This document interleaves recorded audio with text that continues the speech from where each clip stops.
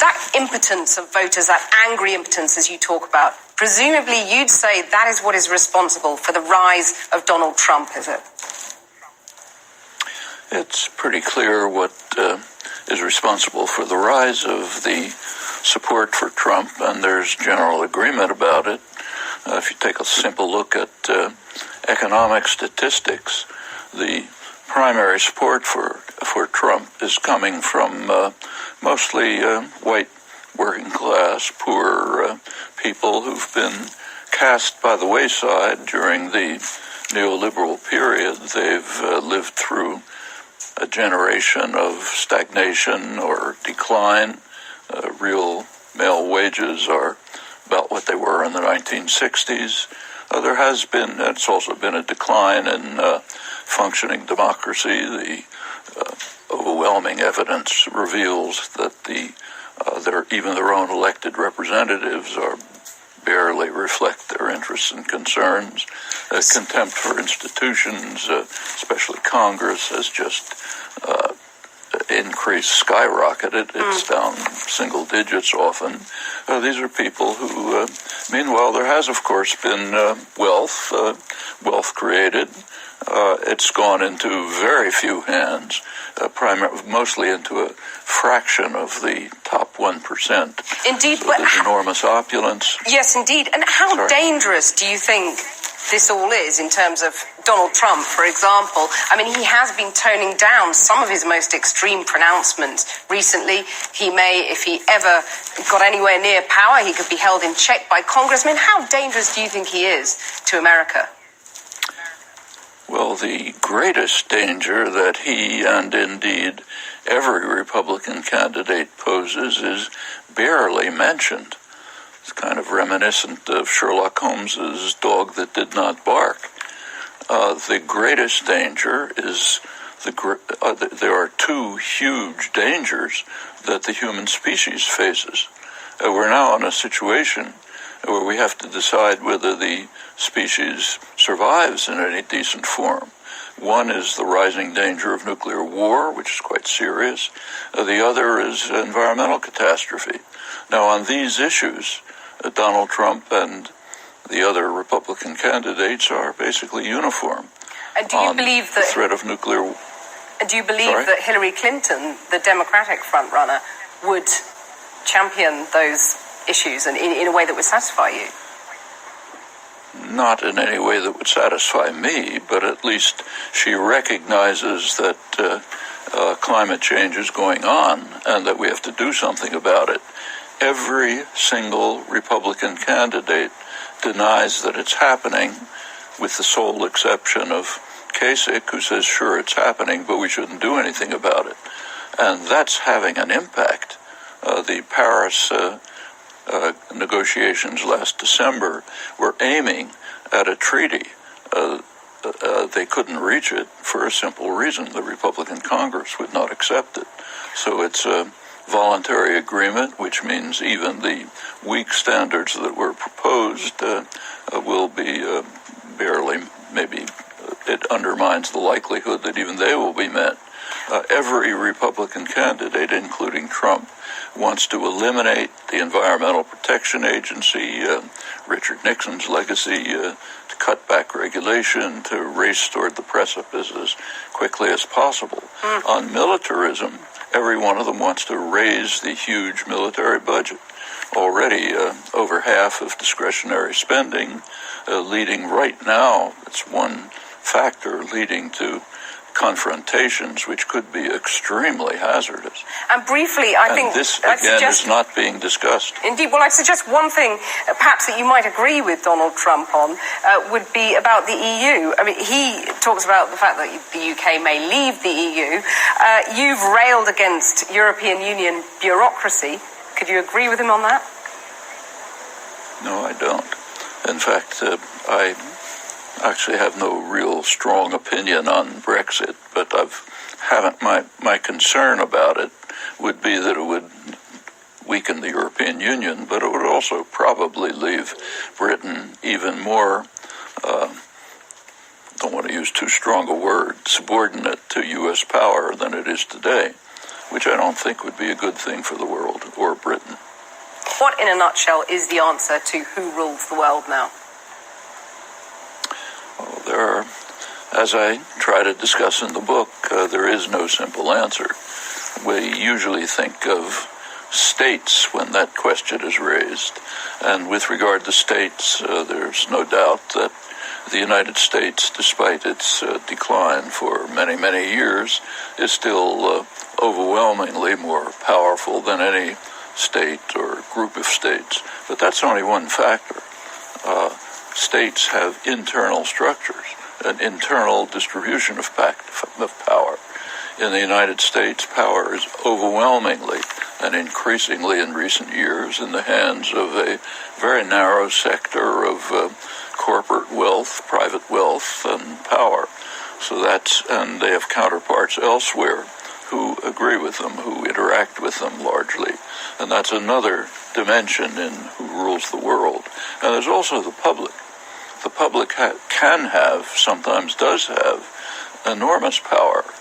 We can go back to David Hume, first major modern work on political philosophy, Foundations of the Theory of Government, pointed out that force is on the side of the governed. Those who are governed have the force if they are willing to and eager to and recognize the possibility to exercise it. Sometimes they do. That's a major force in who rules the world. But when it comes to state power, you don't buy the idea of China as the next superpower, the imminent superpower? China? I mean, China plays a very important role in the world, undoubtedly. If you take a look at, say, per capita income, it's far behind the United States and other developed states. It has enormous internal problems, demographic, ecological, resources, and so on. It's undoubtedly going to play an important, in military terms, it's not even a fraction of the United States and Western powers. So it's, yes, and economically it's significant, but bear in mind that a good deal of Chinese production is actually foreign owned. Apple, world's major corporation, happens to produce in China largely, but that's U.S. production, which happens to use Chinese facilities, labor, and other facilities. So China is a growing, developing power in some domains. In fact, it's gone quite far, even in high technology industries. So, for example, in production of solar panels, China's in the lead. Not just in mass production, but also in innovation and high-tech development. And all of this is significant, but is by no means a power on the scale of the United States. In fact, take a look at the confrontations between China and the United States now. There are serious confrontations. Are they in the Caribbean? Are they off the coast of California? No. They're in waters around China, where China and others have territorial claims. That's a symbolic reflection of the nature of state power. Well, you're scathing about the United States. No one will be surprised to hear that. You describe it as a leading terrorist state. I'm just interested how you describe Russia. How I describe Russia? Authoritarian, brutal, harsh, carrying out ugly actions in its own region. The United States, on the other hand, carries out such actions all over the world. In fact, again, there are serious confrontations between Russia and the United States. And once again, are they on the Mexican border, the Canadian border? No, they're on the Russian border. In fact, right at the point of the traditional invasion route through which Russia has been virtually destroyed several times in the past century, also earlier history. Again, that's no apologetics for what Putin may be doing, but it should lead us to have a rational perspective on the relationship between these forces in the world. As for the U.S. being the leading terrorist state, I should say that's hardly just my opinion. So, for example, I noted when I was introduced, the person who was introducing me said that I regard the United States as the gravest threat to world peace. That's not exactly, it's a little misrepresents the situation. There are international polls run by the leading U.S.